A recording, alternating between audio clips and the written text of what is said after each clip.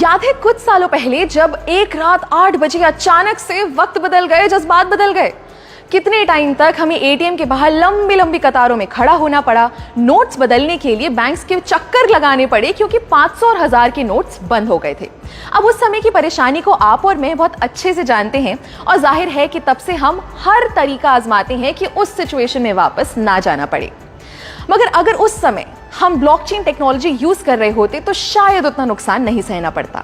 नमस्कार, स्वागत है आपका जी के डिजिटल शो पर। मैं हूं पलक यादव और आज हम बात करेंगे क्रिप्टो करेंसी के एक बहुत अहम पहलू पर जिसका नाम है ब्लॉकचेन। अब क्रिप्टो तो हम समझ गए, मगर ये सवाल आपके मन में जरूर आया होगा कि आखिर जितनी भी क्रिप्टो से होने वाली ट्रांजैक्शंस हैं उनका रिकॉर्ड कैसे रखा जाता है या उन्हें सिक्योर कैसे किया जाता है, या जो हमने क्रिप्टो की डिसेंट्रलाइज्ड होने की पिछले वीडियो में बात की थी, आखिर वो कैसे पॉसिबल है। इस सब का एक ही जवाब है ब्लॉकचेन।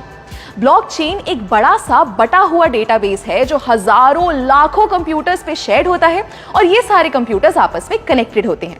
आसान भाषा में कहें तो जैसे एक दुकानदार अपने पास एक रजिस्टर बना के रखता है ना कि कितना राशन आया, कितना बिका, ठीक वैसे ही ब्लॉकचेन एक डिजिटल रजिस्टर की तरह होता है। अब वैसे तो ब्लॉकचेन का कई सेक्टर्स में इस्तेमाल हो सकता है, मगर ये हाल ही में सबसे ज्यादा पॉपुलर हुआ क्रिप्टो करेंसी से होने वाली ट्रांजैक्शंस के लिए। वैसे तो ब्लॉकचेन एक एक्सपेरिमेंट के तौर पर 1991 में आया था, मगर इसका इस्तेमाल शुरू हुआ 2009 में जब बिटकॉइन आया। जी हाँ, कुछ सुना सुना लगा। सातोशी नाकामोटो ने जब 2009 में बिटकॉइन शुरू किया, तब ही बिटकॉइन के आसपास उन्होंने ब्लॉकचेन का कॉन्सेप्ट यूज किया।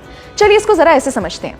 फर्ज कीजिए आपने बिटकॉइन से कुछ खरीदा या बिटकॉइन खरीदा, तो ये जो ट्रांजैक्शन हुई, ये इंफॉर्मेशन एक ब्लॉक के फॉर्म में बन के सेव हो गई। फिर आपने उस बिटकॉइन को बेचा तो फिर से एक ब्लॉक बन गया। अब ऐसे ही आप जितनी बार ट्रांजैक्शंस करेंगे तो उसका एक ब्लॉक बनता जाएगा और वो सारे ब्लॉक्स एक चेन से जुड़ते जाएंगे, इसलिए इसका नाम है ब्लॉकचेन। सिंपल। मगर ये हमारे ट्रांजैक्शन यानी लेन देन के डेटा को सेव कैसे रखता है?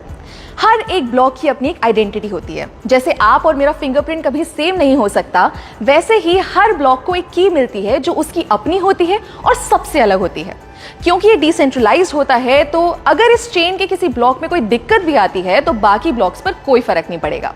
ब्लॉकचेन एक ऐसा सिस्टम है जिसे हैक करना, हटाना या चेंज करना लगभग नामुमकिन है। दोस्तों, मानो या ना मानो, ब्लॉकचेन का फ्यूचर बहुत बड़ा है और इसका इस्तेमाल लगभग हर जगह शुरू होने का टाइम दूर नहीं है, क्योंकि इसके बहुत से फायदे हैं। जैसे नंबर 1, क्योंकि डिस्ट्रीब्यूटेड है और इसमें स्टोर्ड जानकारी किसी लाइब्रेरी या सरकारी दफ्तर की तरह एक जगह नहीं रखी जाती। इसको संभालने या मेंटेन करने के लिए किसी मिडिल मैन की जरूरत नहीं है। दूसरा, ब्लॉकचेन एकदम ट्रांसपेरेंट है, यानी आप और मैं कभी भी इसको एक्सेस कर सकते हैं और अपनी ट्रांजैक्शंस पर नजर रख सकते हैं, जिससे फ्रॉड के चांसेस बहुत कम हो जाते हैं। तीसरा, ब्लॉकचेन पर हर इंफॉर्मेशन को बहुत आसानी से ट्रेस किया जा सकता है, यानी पुरानी से पुरानी ट्रांजैक्शन को भी हम देख सकते हैं। चौथा, ये टेक्नोलॉजी एकदम फास्ट है। हर चीज का लिखा हुआ रिकॉर्ड बनाने में बहुत टाइम और मेहनत लगती है, मगर वही जानकारी को अगर ब्लॉकचेन के जरिए सेव करें तो वो बहुत आसानी से और बहुत जल्दी हो जाएगा। और आखिरी, जैसा मैंने पहले भी बताया कि ये बहुत सेफ है, तो आप टेंशन फ्री होकर इसका इस्तेमाल कर सकते हैं। क्या आपको पता है, बहुत से भारतीय बैंक्स ने इस ब्लॉकचेन टेक्नोलॉजी को ऑलरेडी यूज करना शुरू कर दिया है, जैसे ई-केवाईसी के लिए, ई सिग्नेचर के जरिए ऑनलाइन डॉक्यूमेंट्स या कागजात वेरीफाई करने के लिए, कमर्शियल लेटर्स बनाने के लिए इत्यादि। हमारी प्लानिंग कमीशन यानी नीति आयोग ने भी ब्लॉकचेन पर व्हाइट पेपर पब्लिश कर दिया है, जिसमें ई गवर्नेंस को लेकर इसके इस्तेमाल की बात की गई है।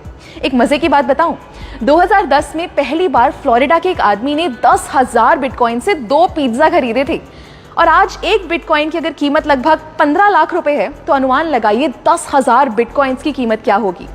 ऐसे ही आपको क्रिप्टो की दुनिया की मजेदार बातें बता